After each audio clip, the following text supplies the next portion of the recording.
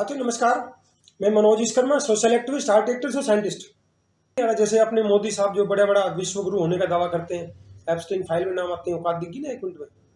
और किस तरह से जो मोदी और इनके मोदी सरकार का जो पोल खुल रही है, वो मैं स्टेप स्टेप बताना चाहता हूँ कि जो इस तरह के लोग होते हैं जिनका इतिहास डबल कैरेक्टर का रहा है, वो बंदा राजनीति में जाए तो समाज का, देश का किस तरह नुकसान करता है। अगर वो डबल कैरेक्टर का आदमी अगर समाज में, घर परिवार में होगा, तो वो घर परिवार की खुशियों कैसे नुकसान करता है, समाज की खुशियों कैसे नुकसान करता है। वो बंदा अगर वो वकील बनेगा, जज बनेगा, या जहां भी जिस फील्ड में जाएगा, वो वहां का नुकसान ही करेगा, फायदा नहीं करेगा। तो इस तरह के लोग जो भी होते हैं, जहां भी जाते हैं, वो समाज और देश के लिए हमेशा खतरा रहते हैं। अब मैं बता रहा हूं कि आरएसएस का इतिहास 1925 से शुरू हुआ। आरएसएस इतना शातिर संगठन रहा है कि आम लोग तो इसकी चालाकियों को समझ भी नहीं सकते। इन्होंने भाई साहब जो अलग अलग पॉलिटिकल पार्टीज थी, जो अपोजिशन के दल थे, उनमें अपने बंदे घुसा रखे हैं। यानी मैं हूं आरएसएस का आदमी, बीजेपी का आदमी, और मैं कांग्रेस में भी घुसा हूं, जनता दल में घुसा हूं, अकाली दल में घुसा हूं, जितने भी रीजनल नेशनल पार्टी थी, सब में अपने बंदे घुसा रखे थे। वो क्या करते थे कि वहां के जो नेताओं की जो खबर थी, वो लेकर अपने लोगों को पहुंचाते थे। सोचो, कांग्रेस वगैरह ये रीजनल पार्टी तो सोच भी नहीं पाई उस शातिर लेवल तक।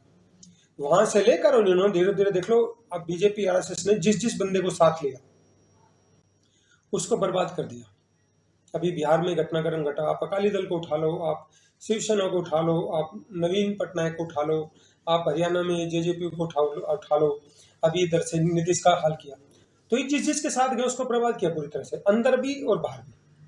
तो ऐसे ही ये जो लोग एप्स्टीन फाइल वाले थे, वो उनके भी उस्ताद हैं। और अब देख लो, ये जो खुशियां मना रहे हैं बीजेपी वाले कि हमें तो वो जो 30 दिन के लिए अमेरिका ने परमिशन दे दी, ट्रंप साहब ने, रूस से तेल खरीदो। भाई साहब, इससे बड़ी गुलामी हिंदुस्तान की नहीं हो सकती। तेल खरीदने के लिए अमेरिका से परमिशन लेनी पड़ रही है। और रशिया जो मतलब इतने पुराने टाइम से हमारे साथ खड़ा रहा, हमेशा साथ खड़ा रहा, स्ट्रेटेजिकली हर तरह से। आज इन्होंने बीच में जो गद्दारी करी रशिया से, अब रशिया वाले भी कह रहे हैं पुतिन के, भैया मैं तो अब डिस्काउंट पे नहीं दूंगा, तेल तो दे दूंगा, डिस्काउंट पे नहीं दूंगा। तो कितनी बड़ी भयंकर बेइज्जती है। हिंदुस्तान की बेवकूफी बाहर आई, या रशिया से तेल खरीदने की परमिशन मांगना, उसको सेलिब्रेट करना। तो हिंदुस्तान के जो लोग शहीद हुए थे 200 साल की गुलामी से बाहर आने के लिए, जिन्होंने अपनी जान दे दी थी, आज उनकी आत्माएं इस चीज को देखकर कितना रो रही हो कि हिंदू इसी दिन के लिए, हिंदुस्तान के लिए मरे थे, शहीद हुए थे, कि आज हिंदुस्तान में ऐसे लोग आएंगे कि इतनी बड़ी गद्दारी करेंगे। तो एक तो क्या है कि इससे दो तीन बड़े बड़े मैसेज निकलते हैं।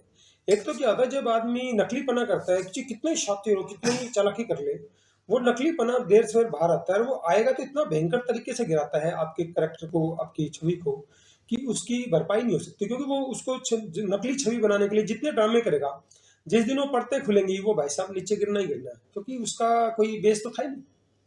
दूसरा होता तो जो दूसरों से उम्मीद कर दो, खुद करके दिखाओ। अब ऐसे में घटनाएं घट रही हैं, आप कुछ करोगे नहीं, तो भाई साहब लोग आपको क्यों याद करेंगे। तो लीडरशिप तो वैसे ही फेल होगी।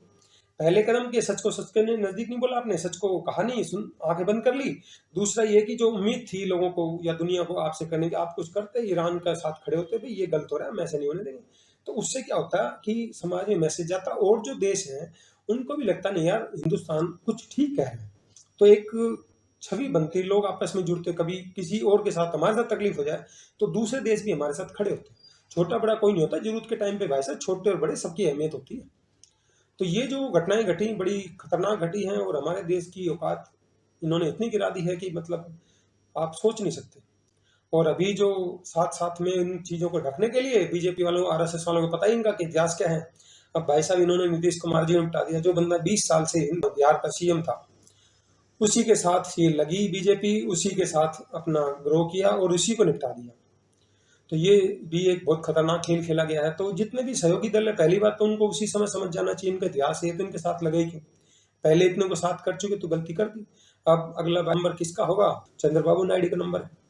तो ये जो घटनाएं घट रही हैं, ये बहुत खतरनाक दिशा में जा रही है। और खासतौर से जो ओबीसी के लिए एक बहुत बड़ा चेहरा थे नीतीश कुमार, मंडल कमीशन के बाद अगर कोई उभरा था, लालू और मुलायम तो पहले एस्टेब्लिश हो चुके थे, उभरा था तो वो नीतीश कुमार था, जिसने 20 साल तक बिहार की राजनीति में काम किया और लोगों की गुंडागर्दी को कुछ हद तक रोका था। अब क्या होगा, बीजेपी आएगी वही गुंडागर्दी करेगी। तो अब बहुत ही खतरनाक सिचुएशन हो रही देश के लिए।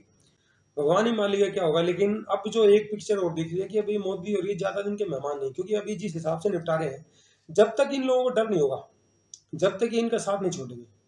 तो ये जो थे ना थोड़े थोड़े लालच में कि हमें छोटा मोटा पैकेज मिल जाएगा, 1000 करोड़ मिल जाएंगे, उसके चक्कर में ये साथ गए और ये अपनी ही मौत को दावत देने वाली बात होगी। तो एक की कुर्बानी गई और सोचा एक सीएम लेवल का बंदा एक राज्यसभा की मेंबरशिप के लिए अपने आप को इतना गिरा देगा। तो ये क्या है कि इन्होंने बड़े शातिर तरीके से जो ये कांड हुआ था, नीट की जो छात्रा थी पटना में, उसकी जो हत्या हुई, रेप हुआ, उसमें इसके नीतीश कुमार के लड़के का नाम आ गया और उसकी वजह से सीबीआई का डर बना कि दोनों को भी तेरे तेरे बेटे को जेल डाल देंगे, और उसमें नीतीश कुमार को निपटा दिया। हो सकता है इसमें बीजेपी को ऐसी चाल हो कि उसका ये कांड करवाया गया होगा कोई और इसके लड़के को नाम आगे करके सीबीआई का डर बना के अपने बीजेपी की सरकार बनाने के लिए नीतीश कुमार की बलि दे दी। क्योंकि ये कमीने लोग हैं, इनका इतिहास बड़ा गद्दार रहा है, तो ये इसी हद तक जा सकते हैं। तो मुझे तो इसमें भी कोई ना कोई कॉन्स्पिरेसी लग रही है, जो बाद में परतें खुलेंगी जब पता चलेगा। लेकिन ये कि इसको निपटा दिया, इसका असर बिहार में होगा और जो स्टेट है हिंदुस्तान में जहां पर ओबीसी एससी एसटी कमजोर तबके के साथ जो शोषण हो रहा था, वो अब शोषण और बढ़ेगा, क्योंकि इनकी गुंडागर्दी बढ़ेगी, इनका ईमान धर्म था ही। तो हिंदुस्तान के नेताओं को भी ईश्वर सद्बुद्धि दे कि अच्छे काम करें, बजाय कि इजराइल के लिए हवन कर रहे हैं, इजराइल की कामयाबी के लिए। अरे भैया, गलत का विरोध करने के बजाय तुम तो गलत का साथ दे रहे हो, उनके लिए हवन कर रहे हो, ड्रामा कर रहे हो। तो समाज के लोगों को ये समझना पड़ेगा कि आरएसएस जैसी दोगले चरित्र वाली और कितनी खतरनाक षड्यंत्रकारी संस्था है, इनके लोगों से बचें। इनके लोगों से एजुकेशनल इंस्टीट्यूट्स और धार्मिक जितनी भी संस्थाएं, सोशल संस्थाएं, उनको बचाना पड़ेगा। ये सामाजिक एक्टिविटी का ड्रामा करके ये आपके समाज पर कब्जा करना चाहते हैं, इसीलिए एजुकेशनल इंस्टीट्यूट्स पे कब्जा करते हैं। जैसे पंजाब यूनिवर्सिटी में चंडीगढ़ में कब्जा करने की तैयारी थी, सरदारों ने उनको भाव नहीं दिया, इनके पैर नहीं जमने दिए।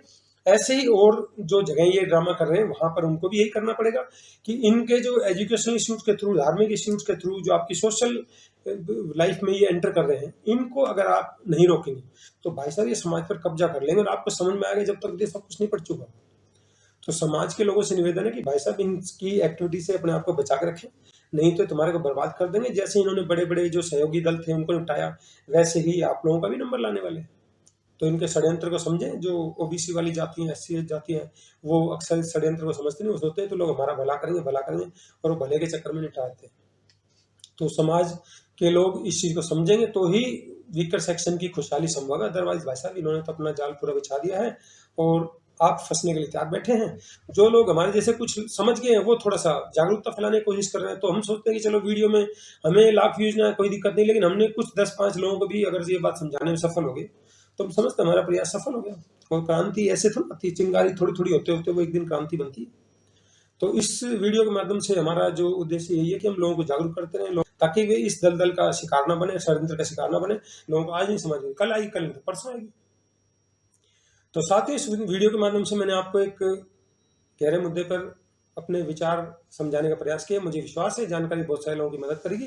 साथियों, आपको हमारा वीडियो अच्छा लगता है, इसको लाइक करें, कमेंट करें, सब्सक्राइब करें। आपको हमारे वीडियो में कभी कमी लगती है, इंप्रूवमेंट लगता है, सजेशन लगता है, आप हमें कमेंट सेक्शन में जाकर जरूर बताएं, ताकि भविष्य में हम जो भी जानकारी लेकर आपको बेहतर से बेहतर जानकारी दे सकें। धन्यवाद, जय हिंद।